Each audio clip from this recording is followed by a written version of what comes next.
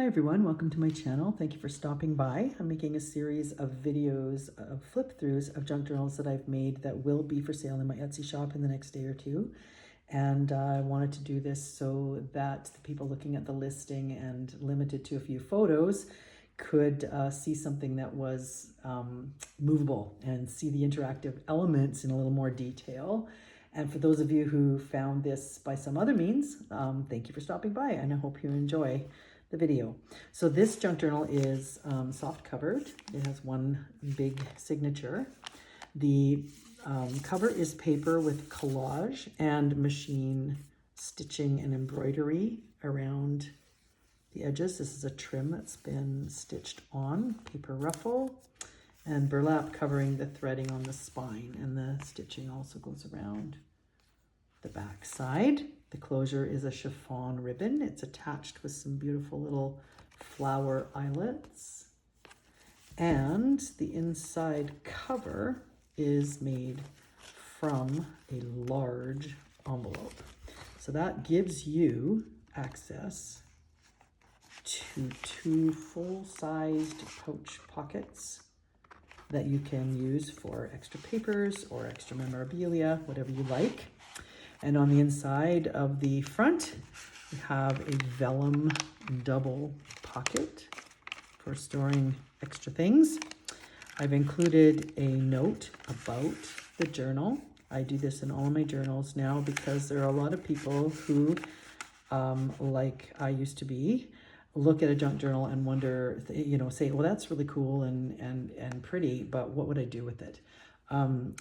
So I had to learn that there's lots of things you can do with it. You can actually use it as a journal for writing if there's enough blank spaces, which I do try to leave in my journals, partially decorated, but partially blank pages.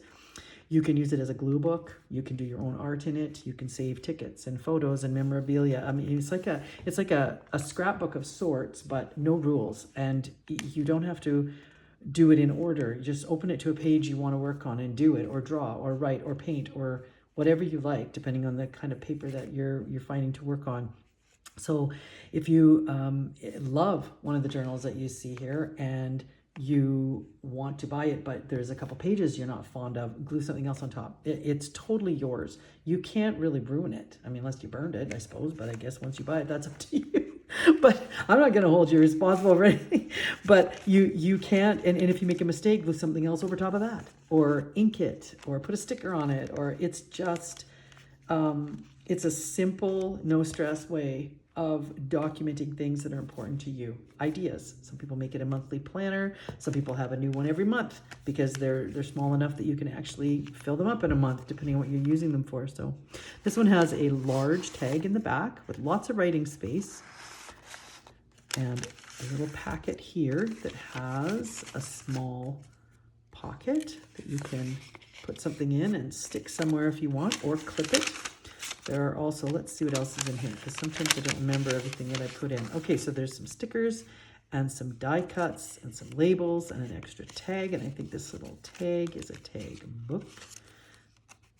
So there's lots of place to write special notes. I include some labels so that you can put extra embellishment anywhere that you like in this journal or any other journal that you're working on. Of course, you are not limited to using these supplies only in this one book. And then we have what I'm trying to do regularly now is the layered effect when you open the journal, so that you can see different layers peeking through all at the same time rather than just one page, depending on what I have on hand and the theme of the journal. But I do like to do this because it's just visually pleasing. So you're going to see some printables, some old book pages, some copy dyed pages, and there'll just be a nice mix of nature pages. So this is from a book, and this is a pocket page here with an envelope that has been made from an old craft book. Let's see if I can get this open on video here. And so inside I've placed a little piece of paper just for you to write notes, but it's folded up from an old pattern book, and then there's a little tuck there to hold the envelope together, and then a tuck right here. Let me see if I can get it back in on video here without jarring the camera. There we go. And this is a hidden paper clip. So you just slide it off and on wherever you would like it to be. It holds things together. And there's some graph paper with a little bit of washi decoration. Excuse me. And there's a tab, more washi decoration. And this paper is like a wrapping paper. So it's thin, but it's reinforced with what I've decorated it with. But the sound of it, the crinkling is really cool. And there's a place to write notes. Here's a little envelope that has a tag in it. It tucks in here. So again, a movable element. You could stick that down to a page if you'd like it to stay in one place. Some lined paper. And here we have a big clip that pages from an old stamp collecting album, and this is something that you could leave loose and write on it, or glue it down somewhere that you want to, with a little pocket in front. It has all these pretty little decorative bits in it, and on the end of the paper clip is a charm that I made from some paper cutouts for decoration. Some coffee dye paper again, lined paper, and then sometimes it's nice to do pages that are not exactly the same size. So again, the layering effect. So this is a kind of an old looking digital. And here's a tuck spot made with a miniature card from a book and this little collaged index card. You can write more notes, and there is another side of a crafty page. And this is a flip out here. So a nature book page, a lined page, crafty page with pockets, folds back in. And here's another lined page. And this little transfer, I had it for a while, did not know what to do with it. And he's cute, but I myself, I'm not necessarily a gnome. I mean, they're cute, a gnome person, but some people are totally into them. So I thought, okay, well, he kind of goes with the sunflowers, and let's decorate the ledger page. And if somebody doesn't like it, they can fold it and make a pocket, or they could put something else on top of it. So I thought, I always love the sunflowers, and they're just really cute. Yeah, I've never really collected gnomes, but that's okay. So this is a coffee dye paper, more graph paper, and this is a cool, let me take this clip off. Again, more charms that I've made. So this is double-sided. There's a vellum pocket on each side of this with a lovely tag. So it's a page to be moved around and whatever you like with it. And I've stuck it to this nice cardstock here because it's very sturdy. So I'll clip it back on after I show you this. This is another pocket. There's some tags in here that you can write on the back of. I'll clip this back on here while I'm still here at this part.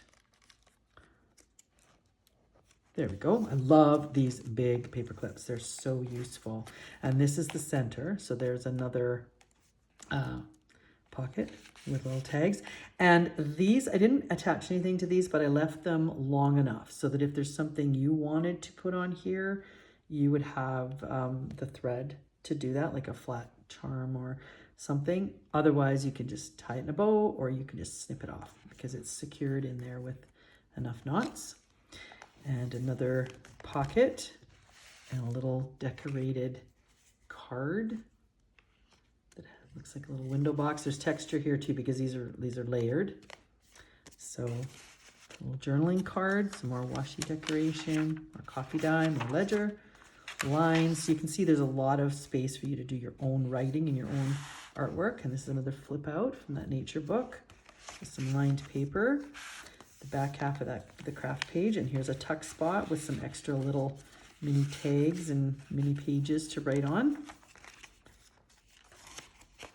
Some more coffee dyed, back page of the stamp collector album, and here's another page of that almost translucent paper, the picture from a nature book. And there's the other half of the tuck spot, a bit of a coloring page behind there, so you can decorate that. And this is another page from the nature book. Beautiful artwork. Beautiful artwork. I think Marjorie Bastian book. It was an old book. Yes, and different bees for all you bee lovers. And this is a clear pocket, which I really like using these. And I got the idea from Jessica over at Paper Terrace because you can store things in them, obviously. But if you don't want to totally cover up the artwork behind your pocket, you can use the clear pocket, and then you have the storage space. It shows off a sticker on the front, but if you want to see the flower, boom, take it out and you see the flower. So I really liked that idea. And again, you have your full-sized pocket pouches. So that is a nature-themed journal. Beautiful roses on the front and the paper ruffles, and this little die cut here, this wreath flaming the quote. She listens to the flowers. I really liked that too. All right, thank you very much for watching.